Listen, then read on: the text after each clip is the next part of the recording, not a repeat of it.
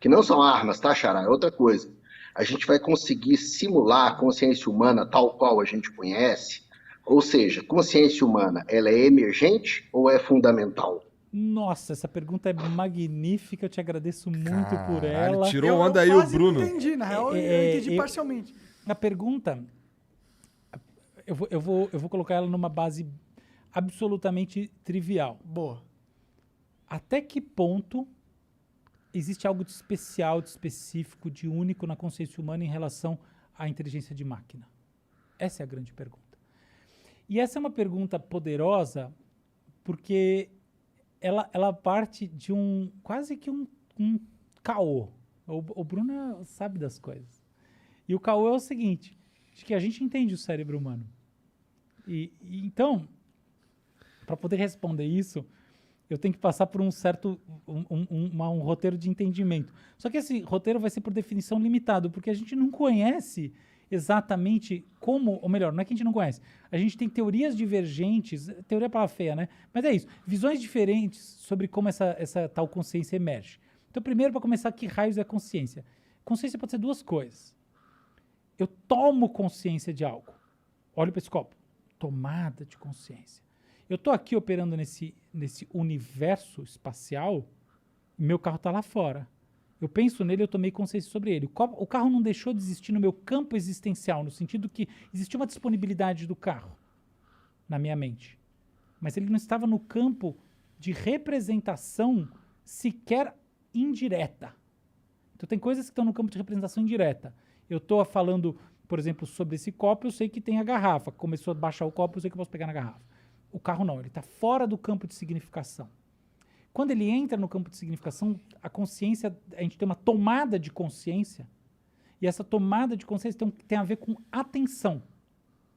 Percebe? Tem muito a ver com entrar num campo de atenção. Só que não é a mesma coisa que atenção, porque a atenção tem a ver com diretividade do seu investimento energético.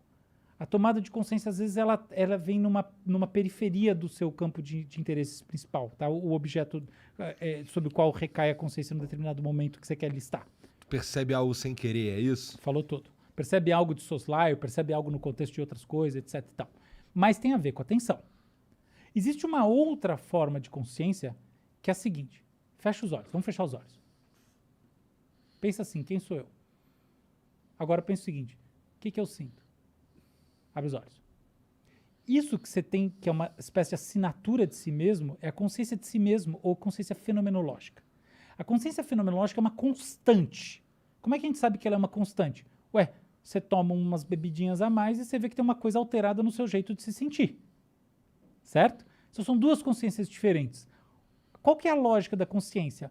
A consciência fenomenológica, ela é alterada, se fosse assim, o seu default, que justamente vai permitir você perceber o quanto uma coisa é mais relevante, menos relevante, porque muda alguma coisa em você. Muda suas sensações, suas emoções e tudo mais, tá bom? Então, beleza. Então, essa é a consciência. Dois registros que andam juntos. Um de base que está quase sempre com você, o outro que, tchumba, serve para você tomar consciência das coisas. Que é você tomando consciência, não são as coisas. Legal.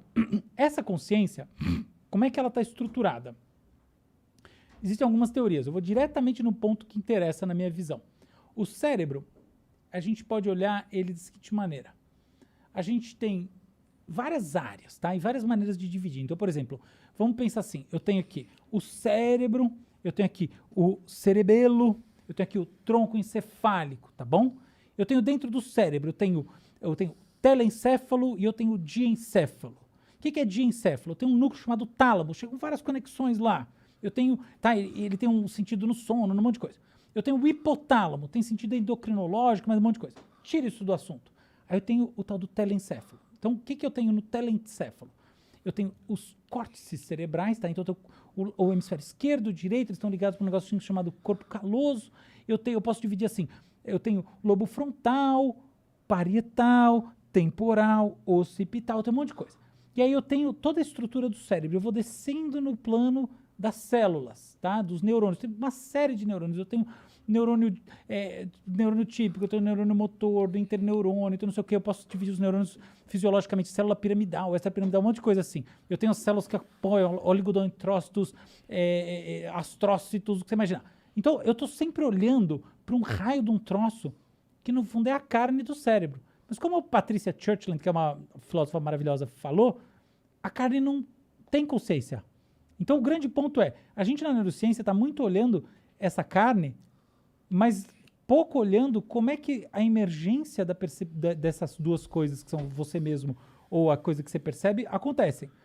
E hoje em dia a gente começa a ter alguns avanços. Então, por exemplo, qual que é um avanço?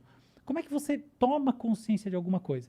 Você está escrutinizando o ambiente, ok? Então, você tem movimentos que a gente chama de microsacádicos, tá? Você está aí processando coisas.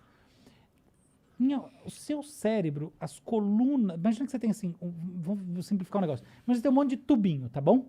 A gente chama isso de colunas corticais. Tem um monte de tubinho. Não é nada disso, os neurocientistas em casa, mas não importa. Tudo bem. Pra gente entender, né? Isso aí. Os tubinhos, eles são tubinhos que você pode usar para mandar uma bolinha, beleza? Quando eu reconheço alguma coisa que tem relevância, imagina que eu mando uma bolinha com força para baixo. Então, como é que eu faço? Quando eu estou escrutinizando o ambiente, as diferentes áreas que estão sendo sensibilizadas, elas estão mandando bolinhas para baixo. O que elas estão fazendo na prática? Elas estão dando a sua opinião, por assim dizer, sem intencionalidade nenhuma, sobre a relevância, ok? Então, como é que você toma consciência das coisas? Determinado elemento no ambiente recebeu muitas bolinhas para baixo. Alguém fala... Na prática, o que é isso? Votação. A chave para o entendimento de como funciona a fenomenologia da consciência é a votação. Cara, que loucura isso, mano, porque... Eu espero que não tenha ninguém assistindo esse programa, porque eu quero escrever sobre isso, não quero que ninguém me copie.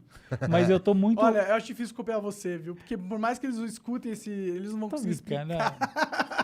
E eu sei que tem muita gente assistindo, o programa é maravilhoso. Mas olha só, no final das contas, qual que é o X da questão? O cérebro vota. E a sua consciência é a emergência de padrões vitoriosos num processo que está distribuído. E aí vem a parte mais pessoal minha, que na minha visão lembra muito um blockchain. Porque o blockchain é essa estrutura distribuída, descentralizada, entende? Então, cadê o homúnculo dentro do cérebro escolhendo o que você toma consciência? Ele não existe. Ele é determinado pela relação entre os elementos que são no seu passado e na sua biologia e nos seus interesses futuros relevantes e as votações que seu cérebro faz. Se você está mais desatento, você passa por um e não percebeu. Por quê? Na prática quer dizer que células específicas que são sensoriais e que poderiam te levar à fixação não atuaram. Tá? Então o que isso tem de importante? Por que eu estou falando tudo isso? Não é para dar vamos fazer o solinho sobre conhecimento do cérebro e teoria. Não é nada disso. É porque esta votação quer dizer o quê? Quer dizer que o que importa são poucas células atuando. É a seletividade. Agora, vamos olhar uma rede neural, como ela funciona. Imagina que, por exemplo, imagina que eu tenho uma imagem, tá? Eu quero fazer reconhecimento de números. Então, eu tenho um número que alguém escreveu com a mão. O número é 7, tá? Então, eu tenho um grid de pixels, tá bom? Os pixels são todos, originalmente, eles eram pretos. Alguém escreveu com uma coisa meio, tipo, pensa um lápis meio branco, tá? E aí tem umas partes que estão meio... Alguns pixels estão meio cinzentos, porque eles têm um pedaço que foi escrito, outro que não foi, e tem uns que estão até inteiro brancos, tá bom? Então, imagina que eu tenho aqui 100 pixels, tá? Que formam esse grid. Aí imagina que eu tenho uma rede neural que tem 4 camadas. Eu tenho uma camada de entrada, 2 camadas no meio e uma saída. Como é que ela funciona, essa rede neural? Eu vou pegar esse número, então eu tenho esses 100 pixels, e eles vão entrar na entrada dessa rede neural. O que quer dizer na entrada? Quer dizer que os neurônios dessa rede neural, que são, na verdade, parâmetrozinhos, tá bom? Eles estão... Pensa assim, pensa que eu estou falando de pixels, esses 100 pixels, então eles podem estar... Se ele for branco, pixel, ele vai ter o número 1. Se ele for preto, ele tem 0. E os cinzas têm um número intermediário. Meu objetivo é identificar que número está do outro lado. O número foi escrito à mão, eu quero saber digitalmente que número que é. Uhum. Então eu entro na primeira camada com esses pixels, tá bom? Eu tenho uma segunda camada que vamos dizer que ela não é assim que funciona, ela está processando as retas, tá bom? Então, por exemplo, eu tenho uma reta para cá. É o padrão dos pixels. No padrão de reta. O outro, eu tô processando ângulo, tá? Então, o número 7 tem um ângulo, tá bom? Então, vamos dizer que é isso, não é assim que funciona. O que acontece? Originalmente, eu passo por essa camada, eu não treinei nada do algoritmo. Ele vai cuspir do outro lado uma coisa randômica. Quer dizer o quê? Eu tenho uma bolinha que é branca, outra totalmente preta, várias delas são cinza, eu não sei que raios que é. O que eu vou fazer? Eu vou ter um cálculozinho que eu vou fazer entre cada bolinha. Eu sei que o número que importa é o número 7, tá? Então eu tenho de 0 a 9. Então eu vou falar assim, o que eu quero é que o número 7 fique branquinho e todos os outros fiquem completamente escuros. Então, existe uma fórmula para calcular o erro. Na verdade, a gente calcula o erro ao quadrado. Não importa o que é isso. O que importa é o seguinte, eu tenho uma fórmula para calcular o quanto o algoritmo errou. E eu tenho uma técnica chamada backpropagation que vai fazer com que esse erro, esse sinal de erro, se propague para dentro da rede, ao contrário. Para treinar os negocinhos, para chegar lá no final e só acender o branquinho do número 7 e os outros todos ficarem escuros. O que isso significa na prática? Que todos os neurônios da rede neural estão conectados entre si, gerando esse output. Olha como é diferente no cérebro. Então, uma das principais diferenças, respondendo ao Bruno, é a esparsidade, o caráter, não sei falar assim em português, é o caráter esparso da atividade neural em relação à atividade das redes neurais artificiais. Isso acho que não tem, se tiver 3, 4 papers no mundo escritos sobre isso, é muito, tá? Então eu não quero que ninguém roube minha ideia. Mas é isso. O caráter esparso é fundamental. Então, assim, como é que a inteligência artificial vai se tornar consciente? Primeira coisa, ela tem que ter atividade esparsa. Porque se ela dispara, o cérebro também dispara ao mesmo tempo, tá? Um monte de coisa ao mesmo tempo. Sim. Aí você tem o quê? Uma convulsão. Entende? Então, a esparsidade é determinante para a gente poder ter esse fenômeno. Segunda coisa. Deixa eu só te interromper um pouquinho, claro, só para ver se eu estou entendendo o que está acontecendo. Até agora foi só a primeira coisa. Só a primeira coisa para a gente ter consciência na máquina. Sim. Você está falando que a forma com que a nossa consciência emerge do nosso cérebro funciona de um determinado jeito. E que se essa inteligência artificial fosse gestada ou gerida, ela não conseguiria funcionar desse mesmo jeito? Não, eu estou dizendo o seguinte, não tem nem como ela começar do jeito que ela está arquitetada hoje em dia. É isso que você falou, só que ainda de uma forma ainda mais radical. É assim, a rede neural hoje em dia, ela funciona, o padrão, a arquitetura dos neurônios é diferente do que faz a gente tomar consciência das coisas. É isso que eu estou dizendo, primeira coisa, entendeu? Tem uma coisa que você falou, é que quando a gente está tomando consciência das coisas, nosso cérebro dá vários inputs. Isso. Tem as partes brancas, as partes pretas e as partes cinzas.